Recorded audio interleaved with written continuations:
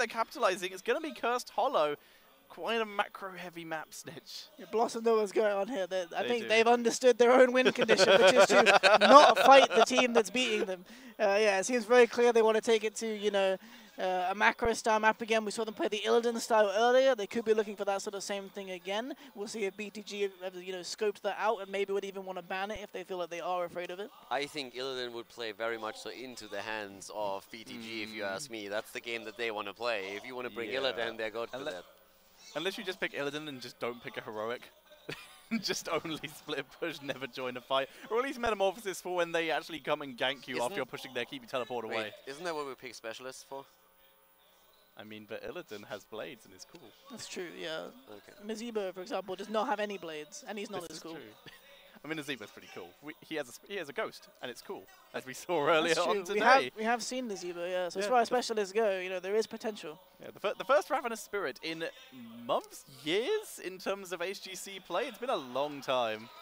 I remember playing Ravenous Spirit myself back in like 2015, 2014. You know, those were the days where you had the old Nazebo, you know, whipped out the Ravenous Spirit, crushed the team fights because I think it did about twice as much damage as it does now. So it was definitely an interesting time. Well, let's see if we do see any Nazebo or Ravenous Spirits as we are going to be heading into the draft. It is Cursed Hollow. So once again, Global's very important. Split push is acceptable here, but ganking is always going to be an issue. What was the talent back then that the Russians played? The five-man, the Ancestral Wrath version? Blood for Blood. Blood for Blood, yeah. exactly. Cocoon, Blood for Blood, yeah. Five-man Blood for Blood, yeah. Anubarak, Nova, yeah, you cocoon someone and then you come out and you'd all Blood for Blood him. It was 75% instantly. When Sevka and the boys brought that up and everybody looked at the draft and was like, these guys are crazy, that is never going to work, what are they doing here? And all of a sudden, a five-man Blood for Blood and heroes just disappeared. That was definitely an experience. That's what I'd like to call that. It's a good word for it, good word. As we see BTG removing that Abathur, removing global potential. They were creative though. They very much were. As we see Hanzo removed as another ban by BTG. Maiev currently still left available. I mean, from BTG's perspective, the draft so far, the bans make a lot of sense. Abathur is a hero that allows you a lot of macro play. You don't want to give that over to BlossoM. You are the team that wants to team fight. Hanzo, I feel, really helps you to sneak these bosses. So that's another one where they're saying, yeah, our rotations might not be quite as clean. Let's make sure that we take that off the board. But it leaves us with Maiev being available here. We also don't see any bans towards the tanks, which has been very dominant in the previous games here. Deckard is also open as an early pick, so is Diablo, but it is Dehaka. They're the ones going for the macro game. I mean, they don't want to get outplayed in this. We immediately see Deckard taken by BlossoM, and they don't immediately get baited into the Maiev of their own. They get that Diablo out straight away. I am terrified for BTG. It's already a really good opening. I mean, you take Dehaka and you give up Deckard and Diablo. Yeah, that seems like, I mean, BTG kind of just have to take Phoenix right now, or this is going to be absolutely savage. Or they can ban it, I guess, but that still leaves open Reyna potentially as well. Yeah, I think there's two of the power picks we've seen today of the main three, which has been that Diablo, Reyna, or Deckard. And these are probably the two strong parts. I wouldn't say Maiev is amazing on this map, but we might see BTG go for it later in the draft anyway, if it is still available, just because it feels like it's one of those picks that they can make plays with and be aggressive, like one of those LOK picks we were talking about before. This should really be a Phoenix ban, I feel, or a solo laner ban if they want Dehaka to have a little bit more freedom up there. I think I agree with the Phoenix ban. I feel like none of the solo laners are really going to be that different for them. You know, Blaze, Irel, BlossoM have a lot of options. I don't think banning one in particular is going to be super value. So I think I do agree that a Phoenix ban would probably be the nicest here, especially with Hanzo and Hammer already out as well. It's kind of crushing in on the DPS pool that BlossoM do have to choose from. I mean, I think this is going to be on the side of BlossoM again, like Li Ming when it comes to at least the mage damage. At least it feels that this is one of the go-tos for them. The resets really cater to them too. So that would be a good poke also for interrupting channels, but I'm a little bit terrified. I mean, we also have the Zero tool still open as well. If they were looking for that, they could be going for that combo they went for earlier. Junkrat also fits well into that composition. It's kind of the same style as Li Ming. You pull the tire in advance, or you wait for the Void, you pull the tire on the APOC. Big follow-up burst if they do want that Zero tool last. But I mean, you know, we have seen LLK on it, and they do have the position to take it here, but it is instead going to be that Li Ming. That is going to be likely the Locktar hero with dancing on that Reyna unless they swap it round. This does mean I think we worked out what they were chanting for. I'm not sure if you heard the crowd, but yeah, everyone was starting to shout Illidan, and they do it again. They brought it out. So the potential for play the map is there with the split push, but once again, Illidan, he can very much join the team fights. This is quite the team fight heavy draft for BlossoM. I mean, you have again Apocalypse potentially into, or Hunt into Apocalypse, right? I mean, this is the first time in this series that we have seen Loktar get his hands on that Li Ming. As we've seen in the past, it's been a very key part of some of BTG's victories, especially in that series against the One. He was looking very, very formidable on it. So maybe this is a mistake by BlossoM, giving it over for once. They did choose to take the Junkrat instead this game. So we'll see if that is something that could help BTG find a victory here. There is also the factor here that before LOK was even called LOK and on his previous team, Dahaka was 100% his go-to. And he would win, I think he was on an 80% win rate throughout the phase on that Dahaka over about 16 games. So it is a very good hero for him when he gets the opportunity to play it. I just want to see him again, Hong Kong on Illidan. Yeah. I'm ready for this. It's a little bit of a fan service, but it's a hero that we've seen by them played earlier. We have Loktar and Li Ming. I'm ready for this game. A little bit of, a tiniest bit of faith, a smidgen, a crumb of faith going over to BTG. If anything, just for the coolness factor of just one map, but we'll have to see. Either way, there's still an Illidan on the board, and that's still terrifying. Yeah, I mean, like you said, if we're looking at LOK, Dahaka loves change. We're going to see if BTG can change the way this series is going and, you know, turn it into their favor. I think, yeah, we're going to be highlighting the Dahaka a lot here as for, like, if they are going to play the macro style, getting these flanks with the Dahaka or keeping an eye on the Illidan is kind of the way they're going to have to play the game. Snitch with the Trixler puns. We appreciate that, Snitch. We appreciate you bringing the puns as Trixler is not here. As we are ready to head into the game, ladies and gentlemen, it is game number 3, potentially the last game between BlossoM and BTG on Cursed Hollow.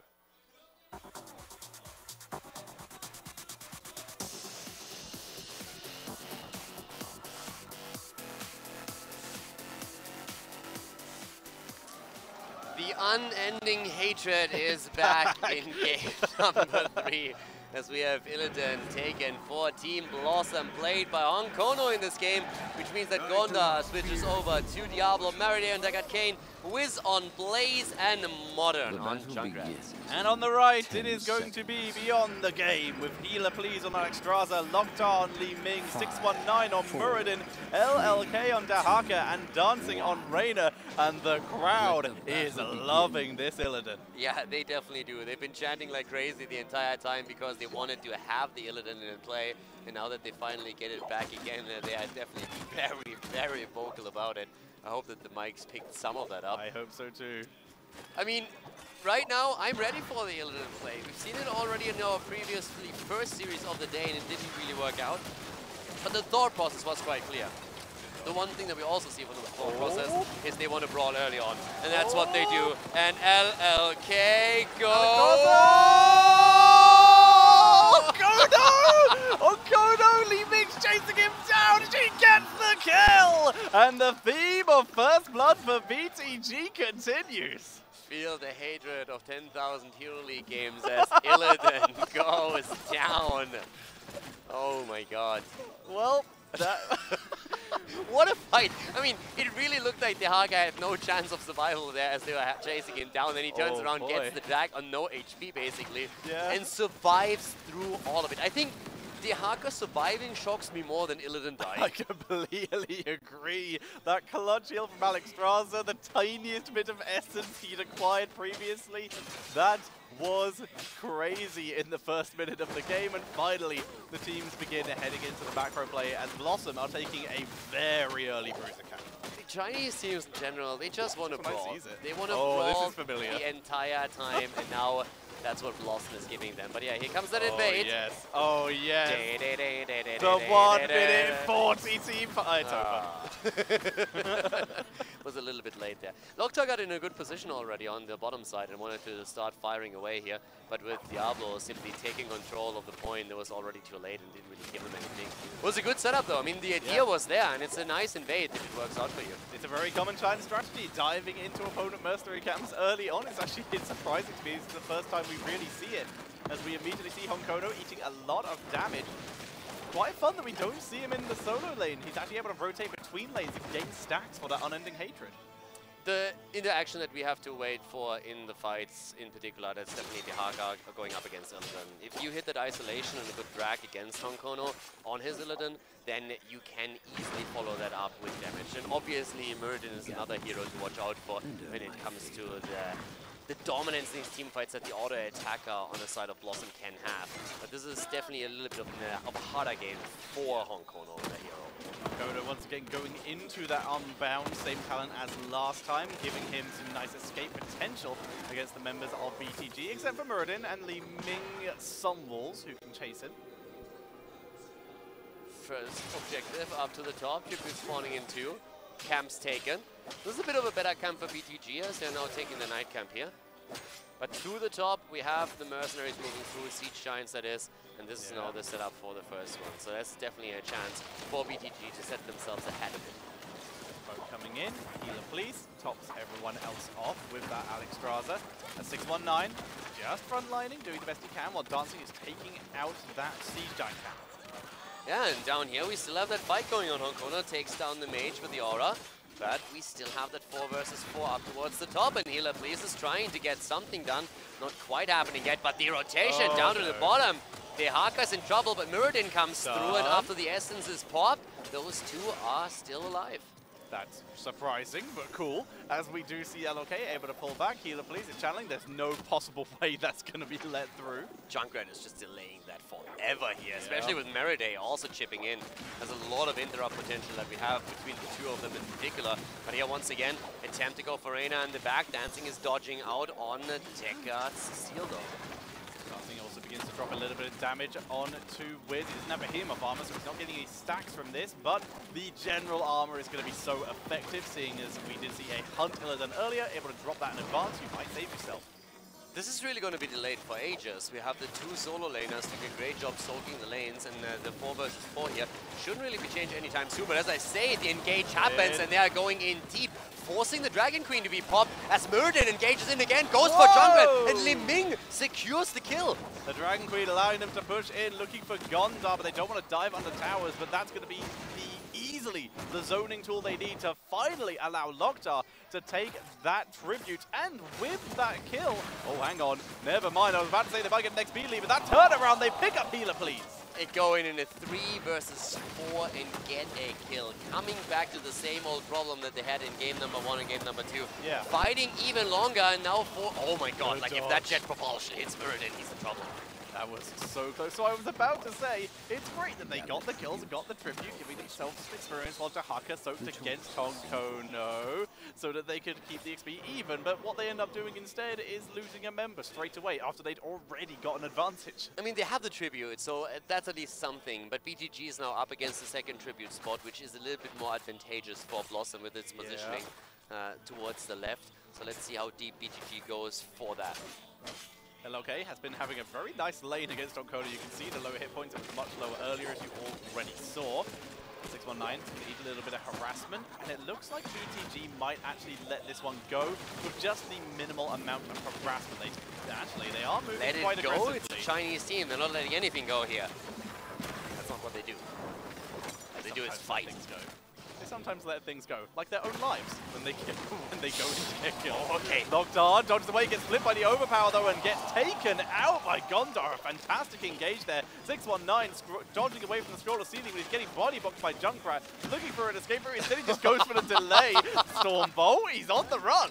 If you can't run, nice dodge. If he had Dwarf Toss, he might have actually got that one.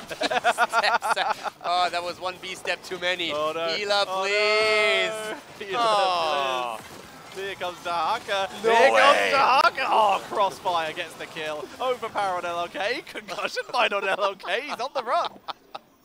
Okay, so LOK gets away from this one. They don't find him. They actually think he went down. They lost vision. Well, LOK escapes. He's going to be able to port back. And as such, with Alexstrasza 4 seconds away, everyone's going to be up for this next tribute, and everyone on both teams will have level 10. This game it's special. I'm having a wonderful time. Yeah, level 10 is there. And we are seeing the Hunt coming in. We have Lightning Breath, so no attempts at that hunt into A-Pop combo that we've seen earlier. Again, the stun lock, but 619 is moving out. The rest of the team is rotating in though, and Locktar is going deep. Locktar jumping into both of the tanks. 619 eats a lot of crowd control, but is also able to tank through. Cloudor, why is Junkrat holding his heroic? I mean, he probably just hasn't found the right button yet. You can't tell me that he's actually doing it. Unending Hatred is stacked. Yeah. Nice. Unending Hatred is stacked just in time for the third tribute. They begin to move in, forcing 619 and Healer Please to back off. It goes into yes! Unbane. Oh no. Rocket Ride coming in. Here comes the Dragon Queen. They begin to turn it around. Here is the dive. Hunt is dodged by the Cleansing Flame. 619 begins to push forward into the backline. Mirrodin is in the thick of things. He has Locktar trying to get a kill. They're going in, and they take on Kono down. Illidan is gone. Locktar is low though, and might fall, and that's the case. Diablo with a final hit here. 4 versus 4. Modern is low. Dancing. The Dragon Queen. Dancing is completely alone. He gets his trade. The armor is online. Diablo, though. It's a trade out. Belays for the Raider, but the channel is beginning. Deckard from the side, though, will delay. It's a 3 versus 3. Meriday is there. Here's the seal, but already Mirrodin has tapped. Stormbolt connects it, and the drag is in. Diablo in trouble. Gonda is about to fall. They're chasing it down. The heals are good, but it's not enough. Gondar is down. And Healer Please picks up the tribute 2-1 in favor of BTG. Did we actually see a rocket ride in that? I don't think we did. I don't think so either. No, that didn't happen. Neat. Good heroic. Let's see it. I really can't wait to see what he actually does with this, because I get the feeling it's going to be some kind of hunt combo, which I'm super hyped to see, but hunt not in that rocket ride. That's I mean, gonna be fantastic. if you get hit by that, you're going to die. You are absolutely going to die. Or so we would assume, because heroes we've never seen it before. Yeah, exactly. We don't know. I mean, we'll find out shortly as this boss being taken by BTG. Illidan might scout it, but there's very little he can do. Exactly, he can't do anything. And the rotation to the bot lane is a little bit too late for BlossoM to get a boss by themselves. So this is actually great for BTG. This is fantastic for BTG. Yeah. And I mean, this is... If they move down and scout this, BlossoM taking this far too late, they give up, they realize it, like, we are far too slow for this. Yeah, I was about to say, like, that is ambitious what they're trying to do here. But Gonda is in the corner. Dancing needs to be careful. He's walking right into Diablo. He's tackled into the steel trap. Are you kidding Rocket Ride! Rocket Ride lands on